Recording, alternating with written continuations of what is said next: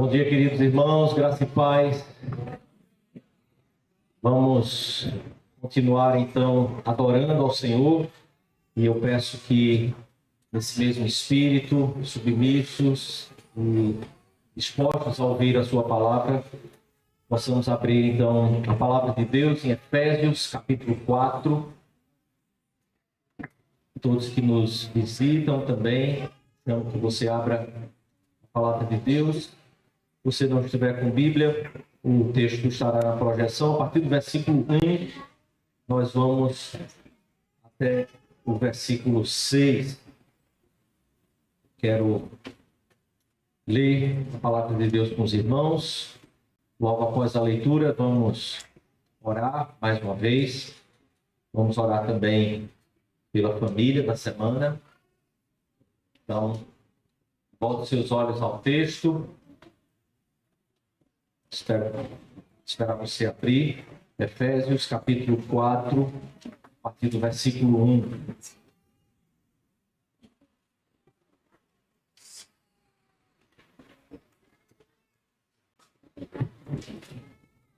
Acredito que todos abriram, então vamos ler a palavra de Deus, irmãos. Diz assim a palavra: Rogo-vos, pois, eu, o prisioneiro no Senhor, que andeis de modo digno da vocação a que fostes chamados, com toda a humildade e mansidão, com longanimidade, suportando uns aos outros em amor, esforçando-vos diligentemente por preservar a unidade do Espírito no vínculo da paz. Há somente um corpo e um Espírito, como também fostes chamados numa só esperança da vossa vocação. Há um só Senhor, uma só fé, um só batismo, um só Deus e Pai de todos, o qual é sobre todos, age por meio de todos e está em todos. Feche seus olhos, vamos orar, vamos colocar nosso coração diante do Senhor mais uma vez, clamar para que Ele nos conceda a graça aqui no entendimento da sua palavra. Vamos orar também pelos irmãos dessa semana, para que a igreja, durante toda essa semana, ore por Igor e a Thaís. Então, feche seus olhos, vamos nos dirigir a Deus. Amado Senhor, nós te rogamos, Pai, aqui que o Senhor nos dê graça no entendimento da tua palavra. Fala o nosso coração, Senhor. Queremos ouvir o Senhor falar, queremos receber a tua palavra, queremos ser instruídos por ela, transformados, tocados por tua palavra, Senhor. Por isso, rogamos aqui por tua misericórdia e graça. Que o teu Espírito nos ilumine o coração, os nossos olhos, possamos compreender o teu texto sagrado. Pedimos também por Igor e a Thaís, que o Senhor estenda a sua mão sobre a vida desses irmãos, os conduza em todos os desafios, que o Senhor esteja indo à frente, conduzindo, iluminando, dando discernimento e sabedoria, Pai, para que esses irmãos possam glorificar o Senhor em sua casa, com tudo aquilo que eles têm, com tudo aquilo que são. Em nome, por amor de Jesus, rogamos assim por cada um de nós aqui. Rogo por mim e por meus irmãos aqui. Que o Senhor nos seja gracioso em tudo. Em nome de Jesus. Amém. Queridos, nós estamos no 8º sermão. Nós iniciamos essa série em Efésios, anunciando para os irmãos que nós faríamos 15 mensagens no texto de Efésios. Então, hoje eu quero iniciar fazendo uma breve recapitulada nesses últimos sermões, para que a gente possa, então, entrar no capítulo 4 de Efésios, pensando aqui na unidade do corpo de Cristo e na realidade dessa unidade do corpo de Cristo que antecede tudo aquilo que a gente possa fazer, empreender ou desenvolver.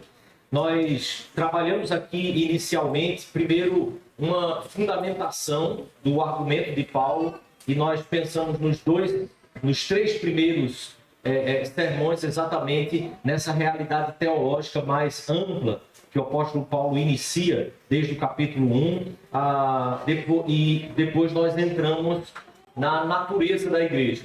E talvez você lembre-se mais dessa parte dessa série, porque trabalhamos então nos últimos 4 sermões a natureza multiforme da igreja, tratando da igreja como corpo de Cristo, como templo, como família de Deus e como noiva de Cristo. Foram as últimas mensagens que nós trabalhamos aqui. Eu quero entrar então hoje na terceira parte de toda a argumentação que Paulo faz nessa sua carta.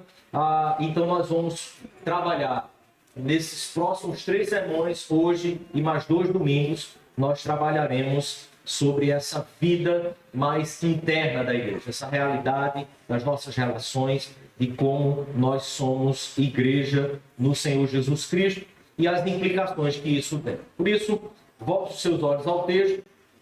O apóstolo Paulo nos chama aqui, iniciando com um rogo, clamando à igreja para que ela possa viver da forma digna como ela foi chamada para viver. E então ele diz assim, ele insere na sua argumentação dizendo: eu rogo a vocês, eu prisioneiro no Senhor, que vocês andem então do modo digno da vossa vocação.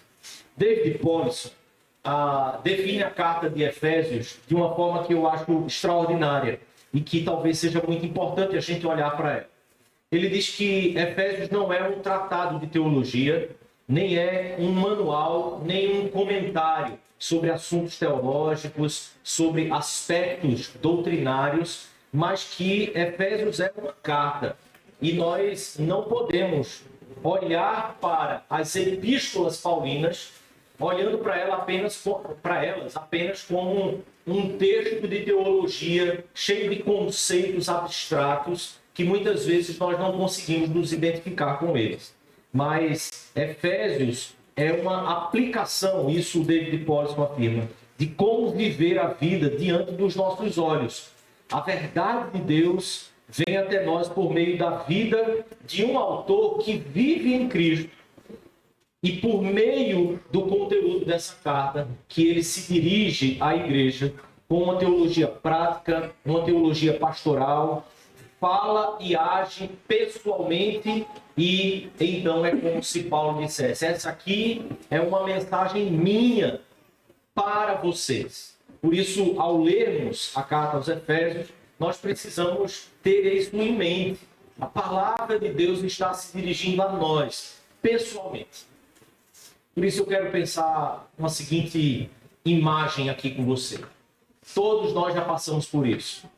Aquela cena em que uma grande família, e você que tem família grande, já certamente viveu isso, se reúne para uma fotografia. E aí, naquele jantar, aquele almoço, que já faz muito tempo que muitos ali não se viam, talvez depois de muitos anos até, alguns que vêm de longe, criança correndo, idoso conversando, sentado, conversas paralelas e todos falando ao mesmo tempo, ninguém respeitando o volume, aquela família que começa então ali todo mundo a conversar, todo mundo a dar risada, pequenos desconfortos também estão ali presentes, mas de forma silenciosa. E aí, como acontece em toda família, nem todos ali estão plenamente resolvidos um com o outro. Famílias, quando se reúnem, é assim, e você sabe bem do que eu estou falando. Tem aquele irmão que se sentiu ofendido numa conversa antiga, aquele primo que acha que nunca é ouvido ali porque ele é o mais novo da história, aquela tia que reclama de tudo e normalmente tudo que ela observa, ela tem alguma opinião para fazer uma crítica ali, e aquele mais velho também, aquele mais velho que acha que sabe de tudo porque ele é o mais velho que todos ali, seja o primo, seja o tio, e muitas vezes como primos ou sobrinhos, é interessante ver os tios com os seus pais lidando ali uns com os outros, como irmãos, como iguais, e até discutindo, e um falando com o outro de forma que você nem pode se dirigir aos seus pais assim. E aí, aquele mais novo que acha que ninguém o respeita, que há diferenças de temperamento, você sabe bem, quando essas reuniões acontecem, opiniões diferentes estão sempre ali presentes, opiniões políticas, opiniões sobre o passado, opiniões sobre coisas que aconteceram na própria família e que cada um enxergou de uma forma diferente. A história, cada um conta de uma forma, e há também aquela diferença, e que a gente não pode negar, que é aquela diferença de maturidade. Então, você mesmo sendo o sobrinho mais novo ali, muitas vezes você olha para aqueles tios mais velhos e você consegue ter a sua opinião também do tio que seja mais maduro e aquele que seja menos maduro. Mas aquele grande momento chega. O momento da foto. Nem tia Dessa. Tia Dessa gosta de uma foto, né? O momento da foto chega. E aí alguém pega a câmera e começa a organizar todo mundo. E de repente, quem está com a câmera parece que tem um poder e tem toda a autoridade. E todo mundo precisa vir naquela hora em que a foto da família vai ser tirada. Chega mais para perto aqui, menino. Você está muito longe. Aproxima mais. Junta mais. Não vai caber na foto. Bota a mão por cima do ombro dele. Porque aquele que tem a máquina fotográfica, né, Maria, para tirar o retrato, ele tem autoridade, inclusive, para dizer como você precisa estar na foto. Ele manda botar a mão, ele manda ficar de joelho, ele diz que o seu sorriso não está tão bom assim. Não fique isolado, né? Olha para a câmera, e sempre tem aquela criança que não quer olhar para a câmera.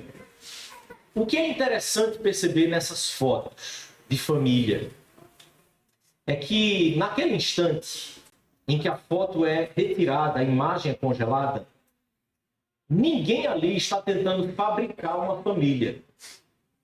Ninguém ali está, naquele momento, achando que uma família vai ser criada a partir daquela foto. Aquela câmera não vai criar vínculos. A foto não produz pertencimento. A foto é só uma foto. Eles estão ali porque eles pertencem uns aos outros. Eles se juntam para aquela foto porque eles são família. Eles aceitam a autoridade de quem pegou a câmera fotográfica porque eles são famílias e eles vão ter que sair naquela foto. O esforço não é para criar uma realidade sobre aquela família.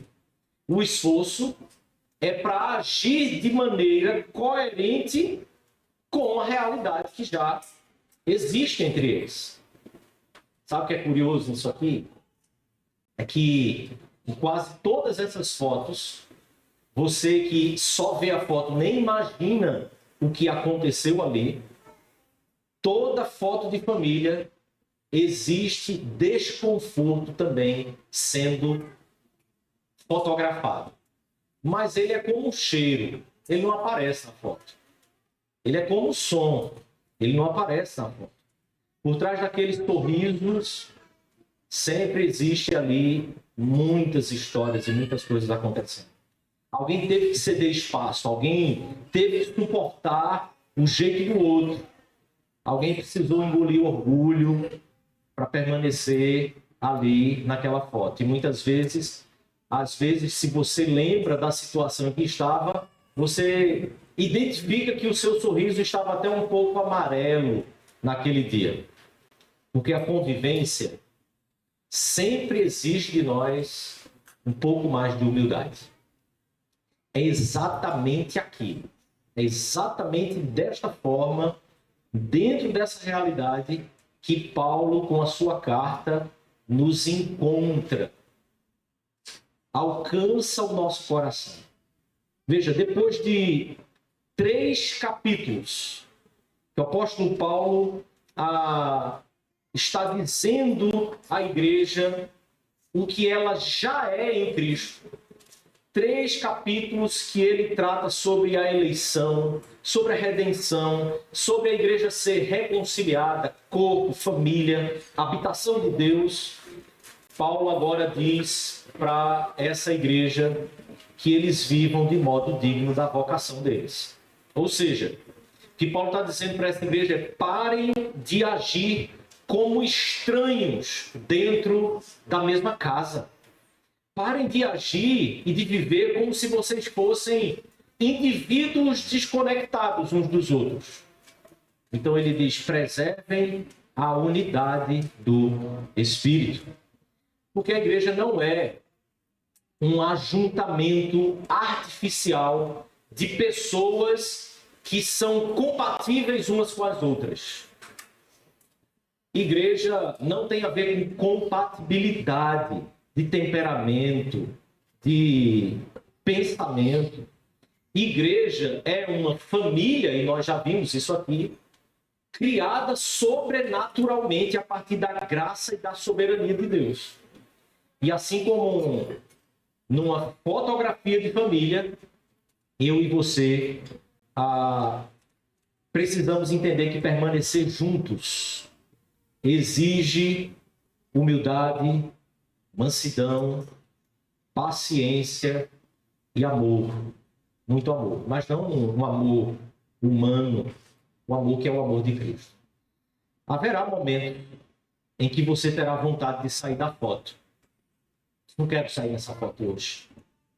Haverá momento em que você achará o outro, ainda que sendo família, seu primo, seu tio, sua tia, sua mãe, seu irmão, você achará quase que insuportável. Momentos em que você pensará que seria mais fácil, talvez, caminhar sozinho. Você não tem como ficar junto. Não, eu sei, é família. Mas, veja, você precisa entender, é muito difícil. E eu diria, o que o apóstolo Paulo diz: esforcem-se diligentemente para preservar a unidade no vínculo da paz. Não porque todos sejam iguais.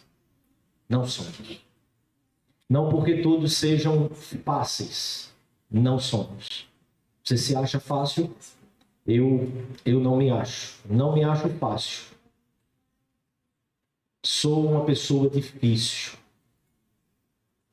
Mas não é porque não existam tensões,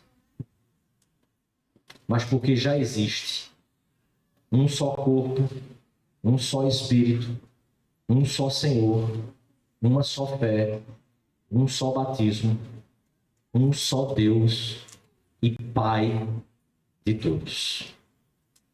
Me permita olhar para a estrutura desse texto com você.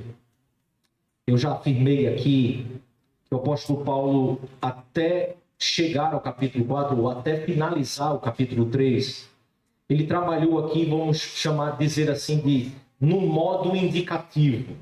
Ele declara o que é a verdade sobre a igreja.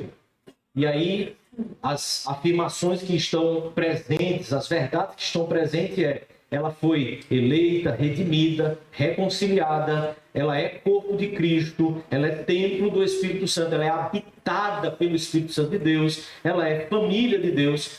Porém, a partir do capítulo 4, exatamente a partir do versículo 1, Paulo muda desse modo indicativo em que ele revela o que Deus faz, revela aquilo que já como uma declaração da palavra de Deus, uma declaração do Evangelho, independente da nossa percepção, daquilo que a gente acha, dos nossos sentimentos ou sensações. Aquilo que a palavra de Deus nos declara, e então ele passa para o modo imperativo. Então, a partir do capítulo 4, ele nos exorta como igreja de como nós devemos viver baseado naquela verdade, naquela realidade que já existe, já está posta. Veja, essa estrutura teológica exortativa que passa do indicativo para o imperativo é exatamente o padrão que as Escrituras nos nos apresentam em toda ela. Desde a criação, o Senhor sempre agiu, sempre fez, sempre criou todo o ambiente, toda a possibilidade, capacidade para dar ao homem a estrutura necessária e o caminho necessário, a capacidade necessária para que ele andasse como Deus o criou para andar. Então, em outras palavras, Deus não nos chama e não nos exige absolutamente nada que Ele já não tenha nos dado a capacidade para realizar. Deus não pede de você coisas que você não possa fazer, coisas que você não tenha capacidade de realizar. E por isso Ele nos dá o seu Espírito. Então, na criação nós observamos isso. Quando o Senhor liberta o povo do cativeiro no Egito, Ele primeiro liberta um povo que era escravo e depois para o povo que é livre é que Ele entrega a sua lei. O Senhor entregou os seus mandamentos a um povo que já havia sido liberto, alcançado pelo seu poder, pela sua graça e pela sua misericórdia. O Senhor não entregou a lei dele para que o povo fosse livre. Então ele primeiro declara no prefácio dos mandamentos, ele declara então: eu sou o Senhor teu Deus, que te tirou da terra do Egito. Ou seja, isso é um indicativo, é Deus mostrando que primeiro ele faz, que primeiro ele nos dá as capacidades, e então ele diz: agora sim, andem de acordo com aquilo que é a natureza de vocês, com aquilo que foi já realizado. Calvino diz nas Institutas que toda a exortação cristã adequada segue exatamente este padrão. Nós não começamos dizendo você deve ser melhor. Pelo contrário, começamos dizendo que você é em Cristo. E então, portanto, viva de acordo com quem você é. Essa é a estrutura que define, então, a própria natureza da igreja e determina também como é que a sua vida deve ser vivida. Em outras palavras, como um crente é nova criatura, ele então vive de acordo com essa nova vida. Assim a igreja, sendo essa realidade nova, criada por Deus, ela vive de acordo com a sua natureza. E só podemos viver assim porque nós vivemos pela fé. A vida cristã é uma vida vivida pela fé. O Senhor diz, nós cremos, e então nós vivemos, porque a fé é que conduz aquilo que nós vamos realizar nas nossas ações. Qual seria então o imperativo que o apóstolo Paulo inicia agora no capítulo 4, exortando, chamando a igreja a viver? Volte para o versículo 3 do capítulo 4.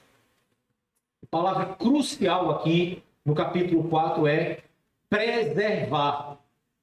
Preservar a unidade do Espírito. Ele diz: esforçando-vos diligentemente por preservar a unidade do Espírito no vínculo da paz. Não é criar a unidade ou conquistar a unidade, mas preservar a unidade. Observe, isso não é extraordinário, isso é revolucionário para o nosso coração. A unidade da igreja não é algo que eu e você podemos construir através dos nossos esforços eclesiásticos. Programações, atividades, dinâmicas, para que a gente possa, de repente, trabalhar uns com os outros sobre as nossas diferenças, entender as nossas diferenças e tentar ali produzir uma unidade. Não é sobre isso que o apóstolo Paulo está falando, porque ele estaria contradizendo aquilo que ele construiu até o capítulo 3. A realidade da unidade da igreja, ela é anterior a tudo aquilo que eu e você podemos trabalhar, produzir, desenvolver. Por isso, a exortação, a ordem aqui é para a preservação. É esforço, diligência, Para quê? Para que essa unidade seja preservada. A unidade já existe, é dada pelo Espírito. A nossa tarefa está em continuar se esforçando, continuar sendo diligente, prestando atenção, observando claramente, é não baixar a guarda. Em outras palavras, ou tentando já tomar aqui como algumas aplicações.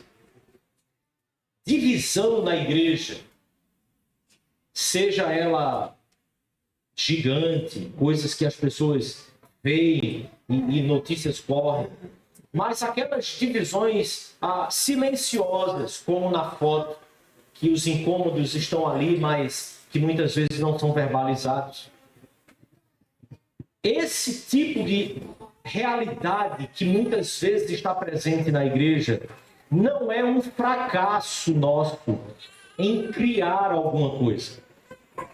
Divisão na igreja é uma traição daquilo que já é a verdade, já é a realidade. É uma rebelião ao que foi estabelecido pelo Espírito de Deus e pelo Deus Pai em sua soberania. Eu e você temos as nossas dificuldades conosco mesmo, e então logo nós não conseguimos nos submeter àquilo que já está posto, já foi estabelecido. Por exemplo, pluralidade, diferenças, pessoas que não são como nós. Por que isso é tão difícil? E esse é exatamente o próximo ponto, porque o apóstolo Paulo vai conduzir no texto para isso. Porque eu e você costumamos querer nos identificar, ficarmos mais à vontade com aquelas pessoas que são iguais a nós. É mais fácil. E então o apóstolo Paulo está tratando sobre unidade, nos chamando para nos esforçar diligentemente para preservar a unidade. Então, versículo 4 a 6, ele agora enumera aquilo que é um, ou que é uno no corpo de Cristo. Veja o que ele diz. Há somente um corpo, um espírito, como também fostes chamados numa só esperança da vossa vocação. Há um só Senhor, há uma só fé, um só batismo, um só Deus e Pai de todos, o qual é sobre todos, age por meio de todos e está em todos. Se você pudesse trocar a palavra todos para cada um, talvez nós entendêssemos melhor. O Deus que é Deus e Pai de cada um, que é sobre cada um, que age por meio de cada um e está em cada um. Eu e você não temos o Espírito de Deus como se nós pudéssemos conceber a ideia de que Deus tem bilhões de espíritos para poder habitar em cada um, espíritos diferentes. Nós não somos de religiões afrodescendentes. Nós cremos em um só Espírito, em um só Deus. E Ele habita em cada um, o mesmo Deus, o mesmo Senhor, o mesmo Espírito. Observe então aqui, me deixe nomear de outra forma essas 7 formas aqui de unidade. Um só corpo. Há uma unidade que é orgânica. Não é uma estrutura morta. Mas a igreja é corpo de Cristo. Nós já tratamos sobre isso aqui. Um só Espírito, que é essa unidade pneumatológica. A realidade que está imposta sobre nós, imputada sobre nós. é que eu e você somos mais unidos do que talvez nós realmente quiséssemos ser. Somos mais unidos do que talvez eu e você consigamos conceber na nossa própria imaginação. Mas ele também fala de uma unidade escatológica, que é a esperança da vocação. Uma unidade porque nós temos uma só esperança. Eu e você podemos ter diversas esperanças na vida, para esta vida aqui. Mas eu e você estamos apoiados numa esperança maior, que é a nossa união com Cristo, quando nós simplesmente nos encontrarmos com Ele.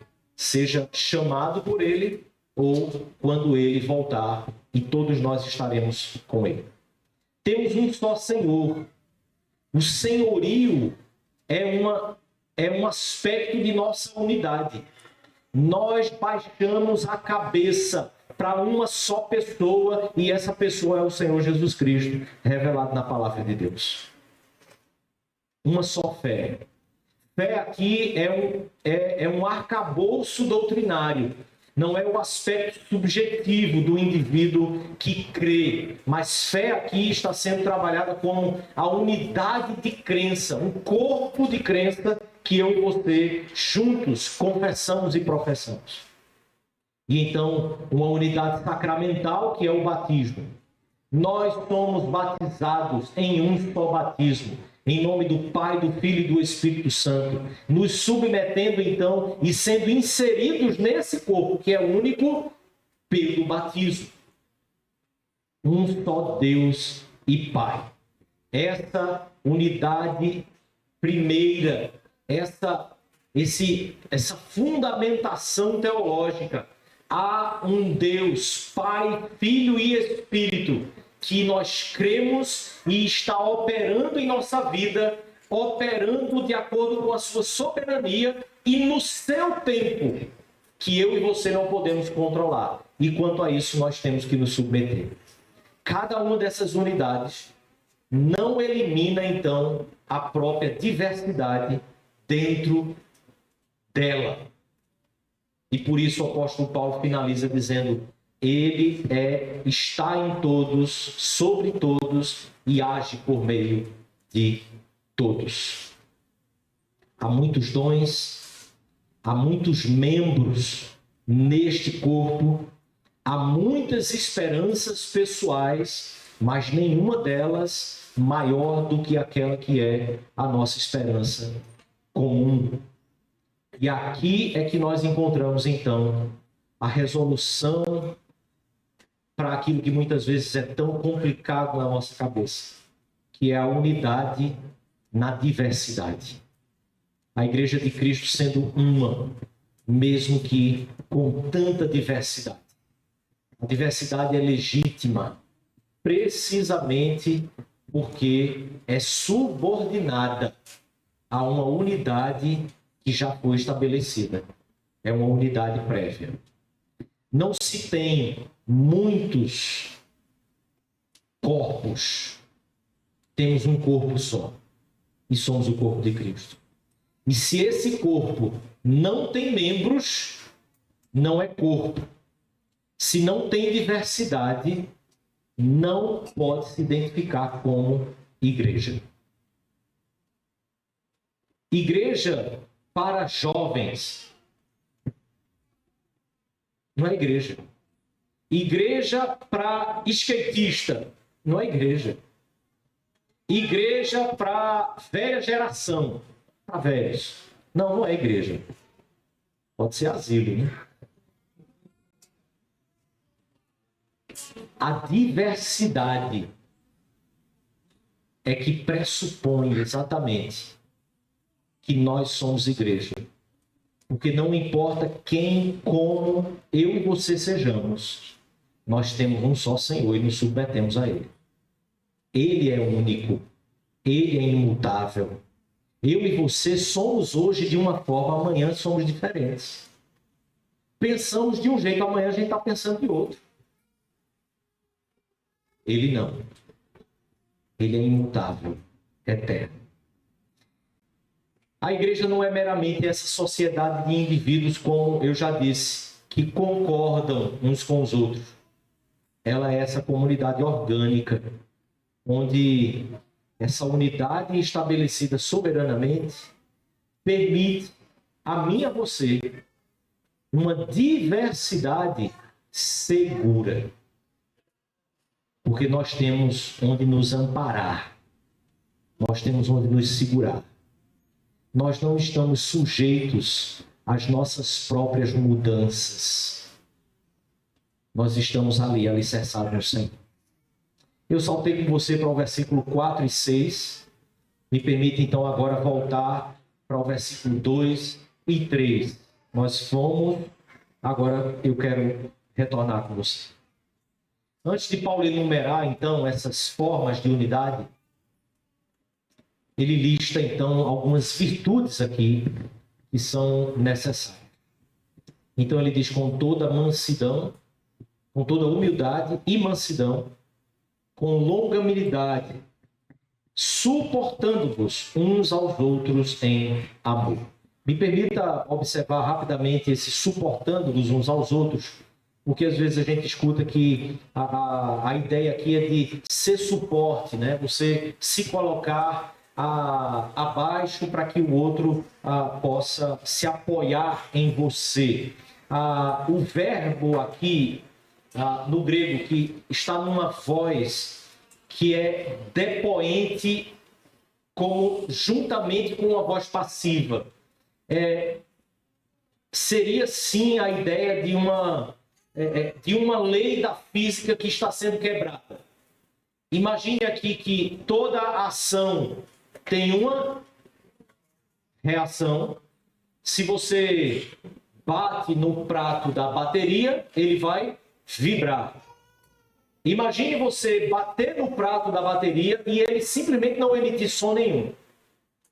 É a ideia de suportar aqui uns aos outros. Seria mais equivalente à ideia que nós temos quando normalmente estamos usando essa palavra. E assim, eu vou ter que suportar esse irmão. Eu vou ter que aguentá-lo. Sim, a ideia aqui então é: não reaja como a sua natureza normalmente reagiria. Quebre esta lei. O Evangelho quebra até a lei da física. Você toma pancada, mas não emite som nenhum.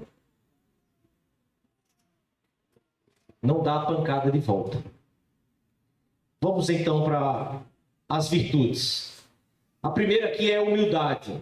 Por quê? Divisão na igreja, via de regra, acontece por falta de humildade. Soberba. Isso. Arrogância, orgulho, teimosia. Entendeu, criança? Já que uma fez a pergunta aqui.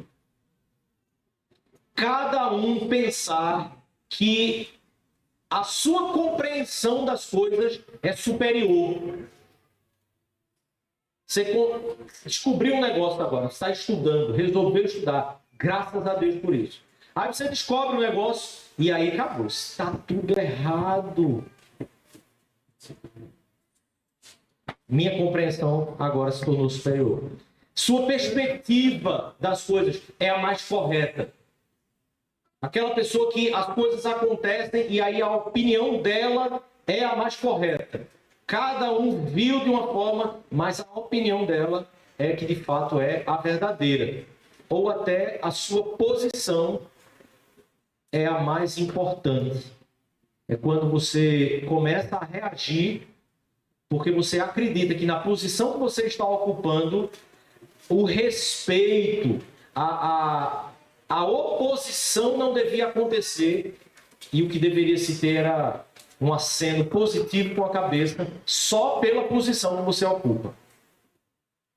Normalmente é assim que as coisas terminam acontecendo.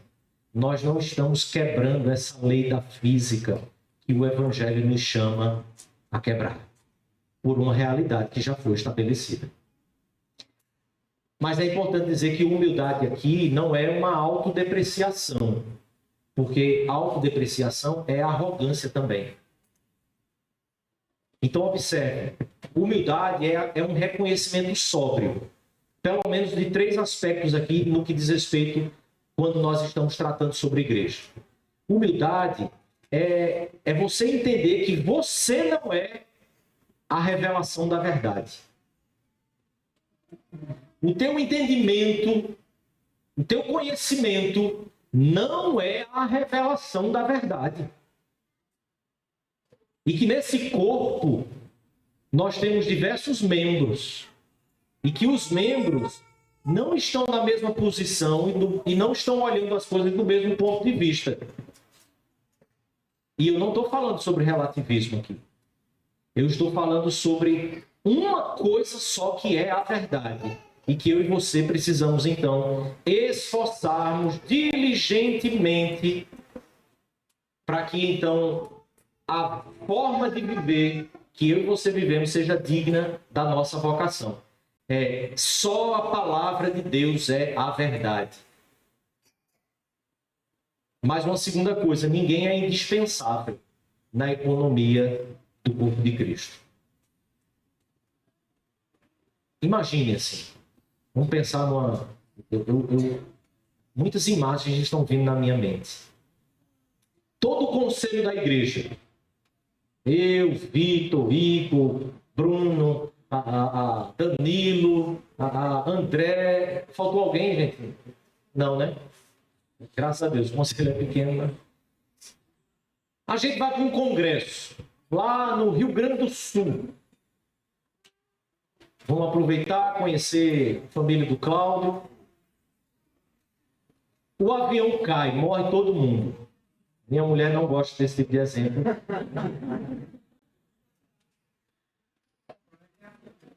Sabe o que é que acontece? A igreja ia ficar perdida. Não ia saber mais o que fazer. Não ia ter mais sentido. Não, irmãos. Deus levanta pastor, Deus levanta presbítero, Deus levanta diácono. Deus levanta. Por quê? Porque a igreja é dele. Nós precisamos lembrar dessas coisas. Nós não estamos em submissão a homens. Nós estamos submissos à palavra de Deus. E por isso nenhum homem, nenhuma mulher, nenhum indivíduo nessa igreja ou na igreja de Cristo é indispensável. A igreja é igreja porque está em Cristo. Ele é indispensável. Porque sem ele, você pode ser qualquer coisa, menos igreja. Mas também nenhum membro deste corpo pode funcionar sem os outros. Veja, o corpo, o apóstolo Paulo trabalha isso em 1 Coríntios, trabalha isso também em Romanos. O corpo é composto por todos os seus membros e o funcionamento de cada membro é para o outro membro ao mesmo tempo. Ninguém funciona, ninguém vai para frente, ninguém cresce em Cristo, independente do corpo, como se um membro só pudesse ser um corpo sozinho. Humildade, então, é racionalmente fundamentada em uma verdadeira eclesiologia bíblica. Eu tenho um presbítero aqui que diria mais ou menos assim, para quem está pensando ao contrário disso. Ô bicho, esse é besta. É bobagem. Nossa arrogância, nossa soberba é vã. É vã. Ela não tem onde se apoiar. Mas Paulo trata também sobre longanimidade. A palavra aqui é basicamente uma paciência de longa duração. Paciência. Paciência. Essa não é uma virtude que Paulo coloca aqui à toa. Porque vida comunitária exige suportar frustrações sem retaliar, sem reagir, sem revidar. Então suportai-vos uns aos outros. A longanimidade, ela leva você a suportar inadequações dos outros. Aquele que não se adequa, aquele que nunca está, aquele que nunca quer, aquele que é mais difícil de caminhar. Paciência. Ora, afinal de contas, nós somos membros somente. Nós não somos os cabeças. A Igreja de Cristo tem um só cabeça. Um só que manda, um só Senhor. Longanimidade suporta rejeição de ideias. Sabe, a nossa geração, não a minha, mas essa presente, e a minha já está, né? Sem risada, por favor. Essa geração tem uma perspectiva assim sobre as suas opiniões, sobre suas ideias, que é assim, tudo que eu penso, tudo que eu enxergo deve ser publicado. Deve alcançar o maior número de pessoas possíveis. As minhas ideias precisam ter alcance. E aí é rede social. Todo mundo coloca tudo nas redes sociais. Longanimidade é suportar sem reagir o fato de que as suas ideias simplesmente podem não ser as melhores. E está tudo bem com isso. Você entende isso? É assim que você tem reagido? Longanimidade é suportar incompreensão. Só é incompreendido quem se expõe. Só é incompreendido quem se dá ao serviço e ao trabalho. Quem se apaga nunca talvez seja incompreendido, porque as suas ideias necessariamente não estão sendo colocadas. Mas se você se expor, você sofrerá incompreensão. Paciência. Longanimidade. Essa é uma virtude que protege a igreja da fragmentação prematura. Ela é diversificada, mas ela não é fragmentada. Mas é preciso que a gente viva e trabalhe com longanimidade. Muitas divisões eclesiásticas ocorrem porque alguém simplesmente não teve paciência de trabalhar no meio ou através de desacordos.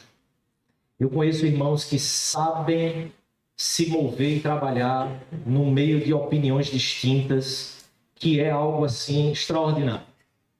Muitas vezes ele é incompreendido. Na verdade, eu e você devemos saber que nós não controlamos o futuro, muito menos o futuro da igreja. E o futuro da igreja, ele se estabelece, ele se estabelecerá. Eu e você só precisamos ter paciência. Longanimidade. Vamos para algumas aplicações, então. Me permita pensar aqui quanto à adoração. Eu quero aplicar pensando de forma sistemática também. Eu quero trabalhar adoração, comunhão, doutrina e disciplina. Primeiro, eu e você precisamos entender que quando nós adoramos a Deus, nós estamos adorando juntos. Nós vivemos numa época em que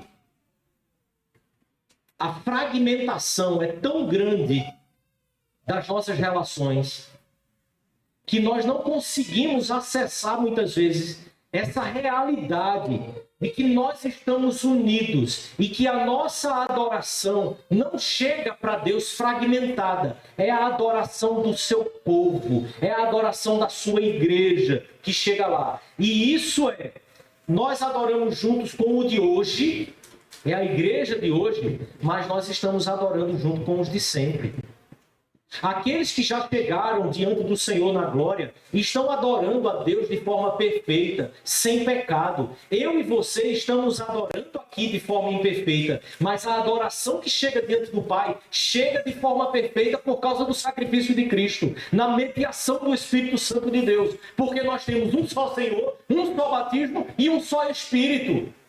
E é por isso que eu e você podemos viver em unidade, crendo nesta unidade, porque apesar de sermos tão distintos e muitas vezes tão confusos uns com os outros, nossa adoração chega diante de Deus de forma perfeita, porque eu e você estamos adorando mediante o sacrifício e a justiça que há em Cristo Jesus. E Ele adentrou no Santo dos Santos, no lugar santíssimo. Mas a nossa comunhão também.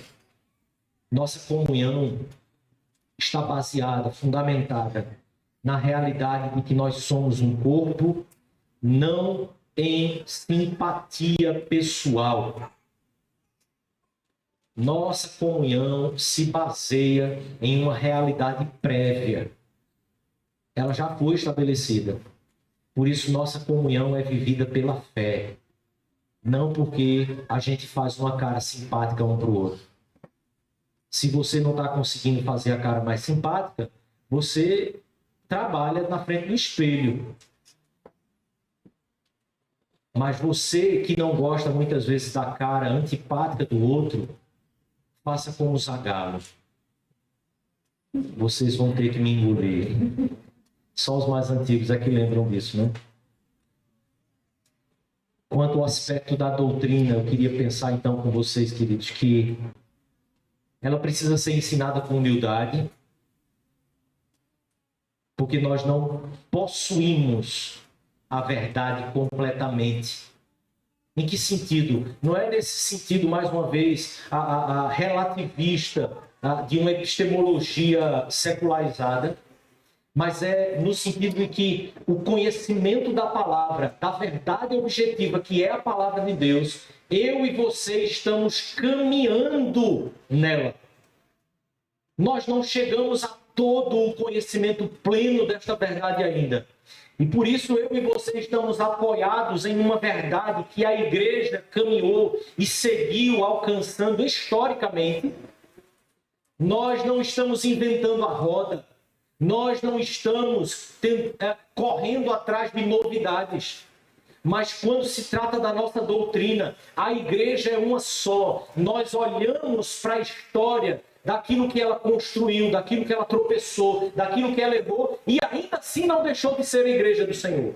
E por isso precisamos olhar para a igreja hoje, compreendendo que quanto à doutrina ela está firmada na verdade, mas ela caminha no conhecimento da verdade. Ela ainda não alcançou o conhecimento pleno, mas quando o Senhor Jesus voltar, sim, nós teremos esse conhecimento da palavra de Deus.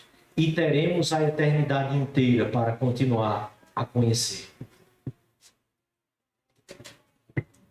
Não estamos atrás daquilo que nos agrada, daquilo que nos é conveniente, mas é dentro do corpo de Cristo, onde Deus estabeleceu o ambiente para que a teologia e a doutrina pudessem ser discutidas, apreendidas, construídas, e então estejamos juntos caminhando em direção à verdade, cada vez mais.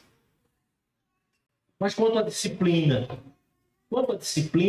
eu e você precisamos compreender que disciplina não é punição de forma alguma. Disciplina jamais é, na igreja de Cristo, uma punição, mas é uma restauração. O próprio ato de disciplinar é um ato de restaurar o indivíduo à unidade que ele perdeu quando começou a se desviar pela mentira, deixando a verdade, e começou então a viver na prática do pecado. Apóstolo João diz na sua primeira carta, versículo 7, que o não andar na luz provoca separação do corpo de Cristo, da comunhão. Mas o contrário é verdadeiro. Se, porém, andarmos na luz, como Ele está na luz, mantemos comunhão uns com os outros. Observe, o apóstolo João usa a mesma lógica do apóstolo Paulo. É sobre manter a comunhão, não é sobre criá-la. Não é sobre produzi-la. Andar na luz, andar na verdade, sermos transparentes quanto à nossa própria vida, faz com que a nossa comunhão seja cada vez mais mantida. Uma palavra de cautela, então, eu preciso trazer também.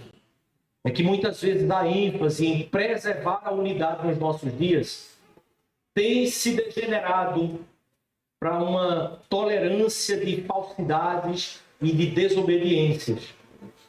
A solução que Paulo traz aqui para nós não é sobre uma unidade dentro de um relativismo. A solução de Paulo é uma fé, uma só doutrina. Isso significa que há sim uma ortodoxia que preserva a unidade e que combate as heresias que ameaçam a unidade da igreja. Dentro do escopo da ortodoxia, da verdade, da palavra de Deus, aquilo que foi nos entregue pelos apóstolos e profetas, há uma pluralidade que é legítima e deve ser preservada. No fim das contas, no fim de tudo isso, é que aquela imagem da fotografia da família ainda é uma das melhores maneiras da gente poder enxergar e aprender o que o apóstolo Paulo aqui nos escreve. Porque quando ele olha para a igreja, ele não vê indivíduos autônomos tentando negociar uma convivência pacífica. Ele vê uma família que já existe em Cristo. E por isso ele fala na primeira pessoa. Por isso ele diz, eu oro por vocês, porque essa realidade está posta.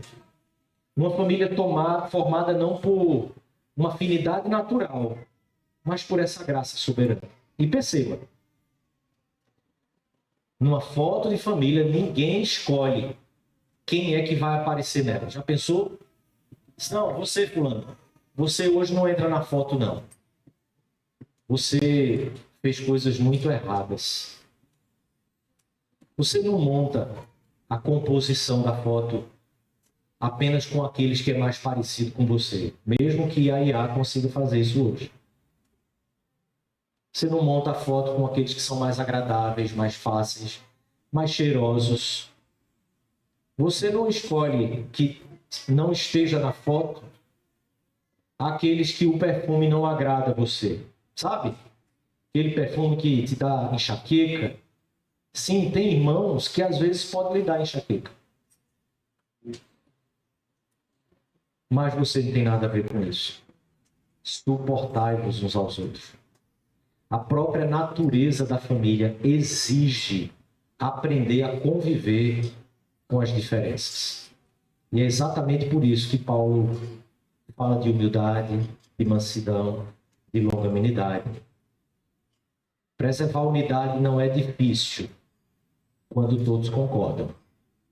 Mas quando eu e você temos desgastes, tensões, aí está posto o desafio. Permanecer junto quando a tensão, quando a frustração, desgastes, diferenças reais, não aquelas superficialidades. Sim, querido, talvez alguns aqui hoje estejam já exatamente nesse ponto. Estejam vivendo assim. Cansados de gente, frustrados com irmãos, feridos pela convivência, tentados a se afastar emocionalmente ou fisicamente da foto. Paulo nos lembra que a unidade da igreja não é uma ideia sentimental. Ah, eu estou triste, por isso não dá mais. A realidade é que a unidade da igreja é espiritual. É mais do que o que a gente pode mensurar ou controlar. Ela foi consumada por Cristo e foi tornada realidade pelo seu Espírito que habita em nós. Não estamos tentando tornar o corpo uma unidade. Nós já somos um corpo, já somos uma unidade. Não estamos tentando criar um só Senhor. Nós já temos um só Senhor. Não estamos tentando criar uma fé somente. Já temos uma fé. Somente uma fé. E nós já fomos chamados nessa fé. Todos nós. Em uma só esperança. Todos nós. É por isso que dividir a igreja por orgulho, por vaidade, por impaciência, e às vezes é só isso, por arrogância, não é um problema relacional. Não olhe, queridos, para igrejas que estão vivendo relacionamentos complicados com problemas relacionais, mas é uma negação prática daquilo que Deus já estabeleceu em Cristo. É uma rebelião contra Deus.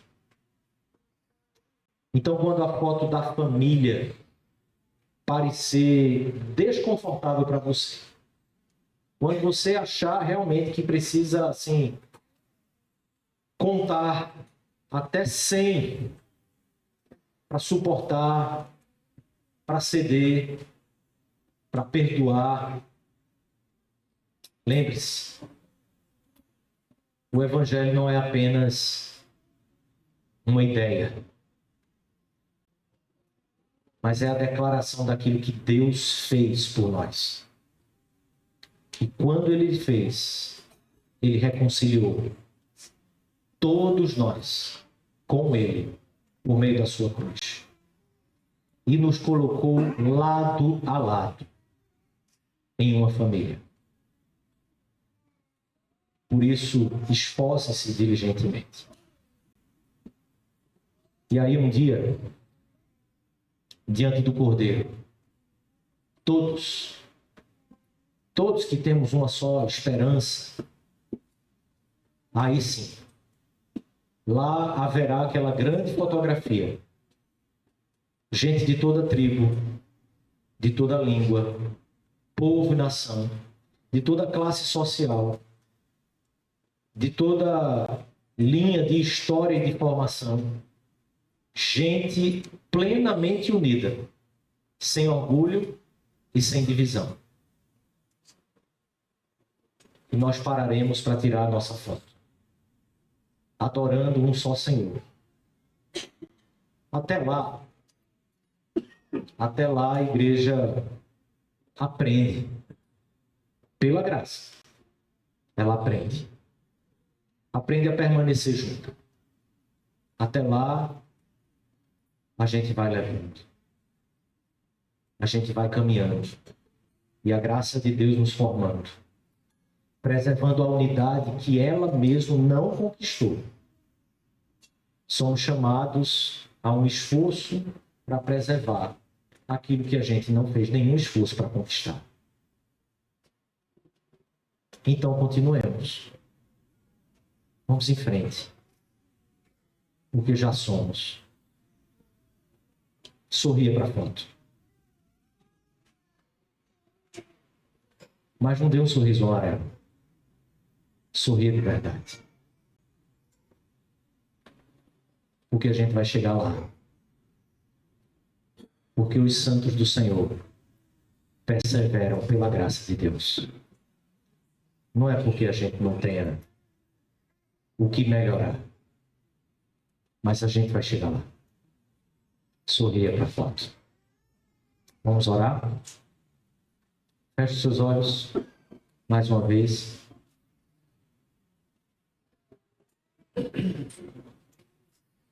Peço que você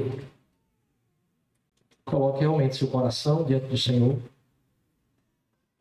Você sabe Em que ponto, em que aspecto o Espírito de Deus falou ao seu coração?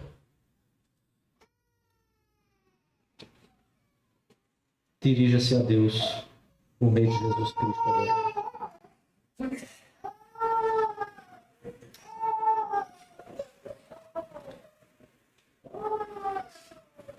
Deus, Tu és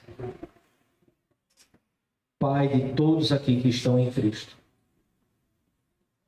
Tu és sobre todos nós, ages por meio de todos nós e estás em todos nós. Nós Te louvamos, porque a nossa unidade não é um projeto que está em nossas mãos e que nós é que precisamos construir, mas é uma realidade eterna que o Senhor já estabeleceu na cruz do Calvário. Perdoa, Senhor. Perdoa o nosso orgulho. Perdoa a nossa pressa, Senhor. Nossa impaciência. Perdoa, Senhor, porque caímos na tentação tantas vezes de nos isolarmos. Nos isolarmos quando a convivência se torna mais difícil. Dá-nos, Senhor. Dá-nos a graça de viver de modo digno da vocação a que fomos chamados. Reveste-nos, Pai, de humildade. Reveste-nos de mansidão, de longanimidade. Para que em amor, Senhor, nós possamos suportar as nossas diferenças, preservando, Pai, o vínculo da paz, porque o Senhor é a nossa paz. Que a nossa vida aqui, Senhor, reflita essa verdade de que somos um corpo, que temos um só Senhor, e somos movidos por um só Espírito, até aquele grande dia, Senhor. Até aquele grande dia em que a tua família, os eleitos do Senhor, finalmente estaremos completos, perfeitos, diante do teu trono. Até aquele dia, ajuda-nos. Ajuda-nos a permanecer juntos, guardando, preservando o que tu mesmo já conquistaste para nós, Pai. Em nome de Jesus. Em nome de Jesus nós te pedimos. Amém, Deus. Amém.